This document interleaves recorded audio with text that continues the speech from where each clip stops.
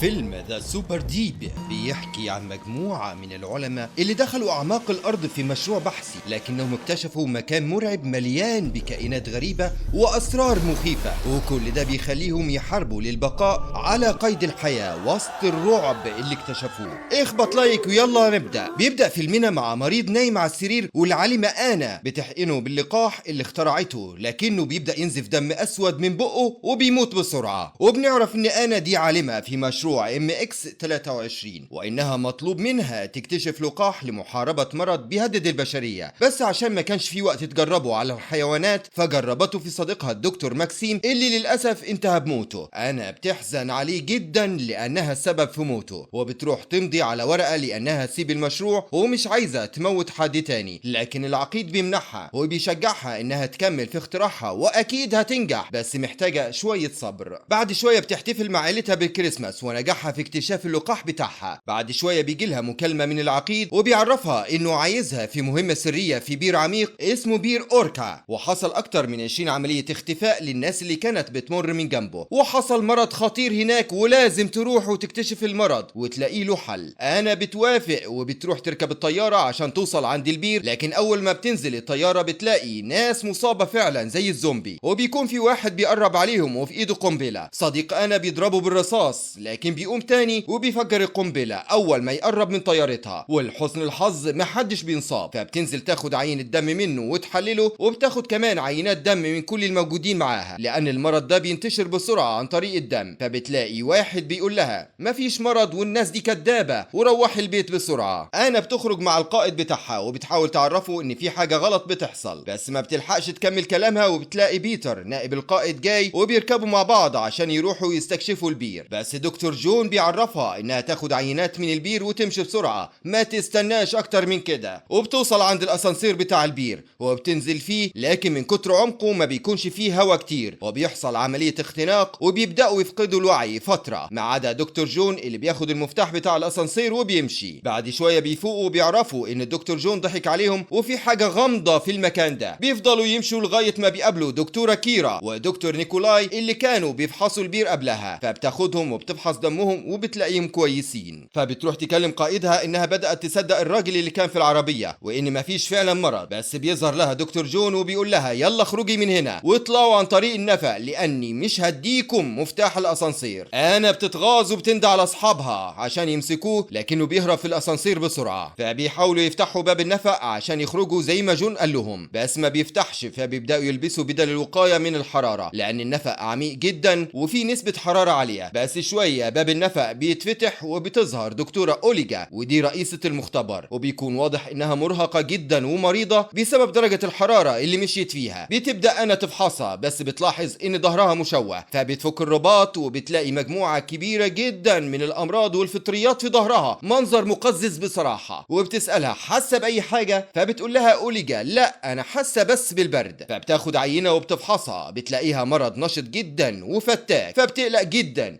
وبيجي القائد بتاعها وبيأمر نيكولاي انه لازم يفتح الاسانسير في اسرع وقت لانهم مش هيخرجوا من النفق، وفعلا بيروح ويقدر يفتح الاسانسير بس لازم ساعة عشان الاسانسير يقدر يوصل لهم. وبعد كده بنروح لأوليجا اللي بيبدأ صوابعها تتكسر وبتبدأ تخبط في الازاز عشان تهاجم كيرا، وفي نفس الوقت بيجي لهم رسالة من دكتور جون وهو بيعتذر لهم على اللي حصل فيهم. وفي نفس الوقت انا بتسمع حد بيناديها في الأوضة، فبتروح وبتتخيل بصاحبها اللي موتته باللقاح غصب عنها، وبيحصل انفجار في النفق نتيجة لضغط الحرارة وبتفوق أنا من خيالها. بيروح نيكولاي بيقول لهم سبب الانفجار، النفق ينهار فوق دماغنا خلال ساعة، وده ما بيكونش عاجب الجندي سيرجي اللي بيتخانق مع نيكولاي، لكن القائد بيهديهم وبيقول لهم مش وقتكم. وبعد كده بتيجي أنا وبتطلب حد يروح معاها المختبر عند أوليجا لأنها خايفة جدا، فبيروح معاها سيرجي وبتدخل المختبر بتلاقي أوليجا متفجرة والمكان كله مليان أجزاء بشعة على شكل أعشاب متحللة ومتعفنة، بس بيلاحظ إن عينها بتتحرك وما زالت عايشة. القائد بيحاول يفتح الباب بتاع المختبر بس أنا بتمنعه عشان الفطريات دي ما بتخرجش بره، فبيطلب منها تاخد عينات وبتروح تاخد عينات بالفعل، بس فجأة بتنفجر الفطريات وبيطلع منها غاز وبيجي في وش سيرجي وبيبدأ ينتشر في الأوضة كلها. فبيخرج سيرجي بسرعة وبتروح أنا تلبس قناع لأنها مش مجهزة نفسها من الأول، بس وهي خارجة بتسمع حد بيستنجد فبتروح تشوف مين، فبتتفاجئ بأنها كيرا اللي عظمها كله بيبدأ يتكسر وقفصها الصدري بيبدأ يخرج من صدرها. فبتخرج بسرعة جدا وبتاخد الطفاية وبيبدأ نيكولاي يرش على جسمها كله عشان تطهر نفسها من الغاز اللي انتشر في الغرفة. بعد كده بتروح لسيرجي عشان تفحصه، بس بتلاقيه تعبان جدا والمرض ظاهر عليه وكمان فقد بصره. بعد كده بتطلب من قائدها انها تتكلم معاه لوحدهم وبتعرفه ان المرض ده بيموت في البرد، عشان كده بينتقل الانسان عن طريق درجة حرارته، ولو الانسان حس بالبرد ودرجة حرارته قلت بينفجر جوه جسمه وبينتقل لحد تاني درجة حرارته اعلى، وبتوري له انبوبة اختبار للمرض ده اللي بيبدأ يتحول للتراب لما بيتعرض لدرجة حرارة اقل. وعشان كده بتطلب من القائد انها تاخد سيرجي للسطح عشان يتعرض للبرد والمرض ده يموت، لكن بيقول لها خلاص احنا ماشيين ومفيش وقت. وفعلا بيلبسوا وبيكون الاسانسير وصل بعد ساعة ولسه بيدخلوا، بس بيسمعوا رسالة تحذيرية من اصحابهم اللي بره النفق انهم ما يفتحوش باب النفق ابدا، وبعد كده بيحصل انفجار والاشارة بتقطع. طبعا بيختلفوا في الرأي بين انهم يفتحوا الباب لانهم اصحاب من بره وبين انهم ما يفتحوهوش، لغاية ما القائد بيبعت 3 من رجالته عشان يستكشفوا النفق قبلهم. وبيروح لسيرجي اللي بدأ جسمه يتوهج لانه حس بالبرد، بس انا ما بتكونش عايزة تسيبه وبتلبسه القناع. بس بيتفاجئوا بعد شوية الجنود دخلت النفق، واحد منهم مات والتاني جابوه مغمى عليه والتالت كانت دراعه مقطوعة ولكنه ما دخلش معاهم وانتحر قدامهم.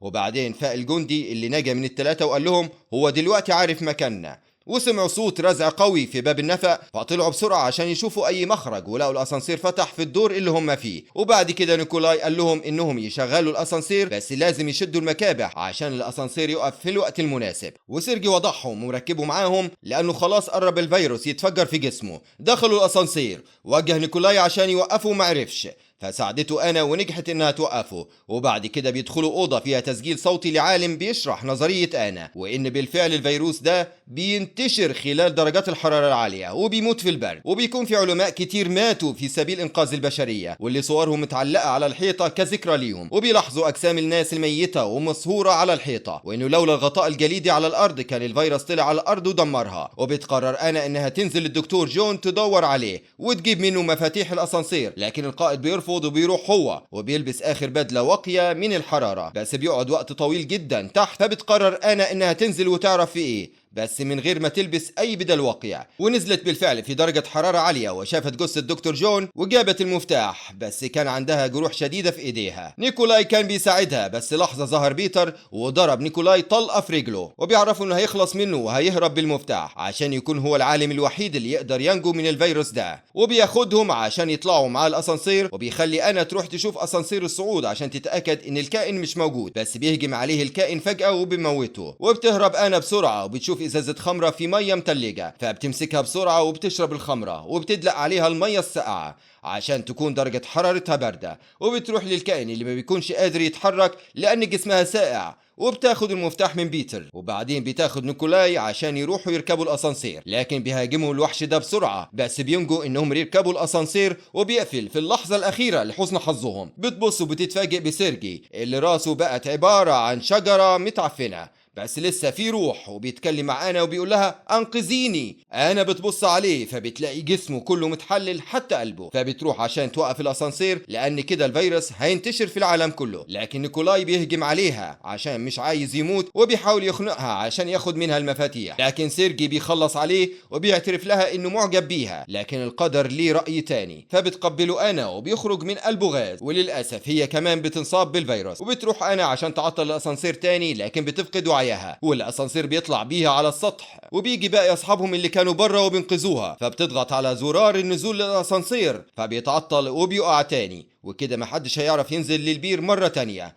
بيكونوا راكبين في العربية، لكن أنا بتخانق معاهم وبتاخد قنبلة من الجندي وبتمشي زي مشية الزومبي لأنها اتصابت من الفيروس. وبيجي واحد من وراها علشان يخدرها، لكن بتكون فجرت القنبلة فيهم كلهم عشان الفيروس ما ينتشرش في العالم. خلص الفيلم، لو عجبك ما تنساش اللايك والسبسكرايب يا صديقي.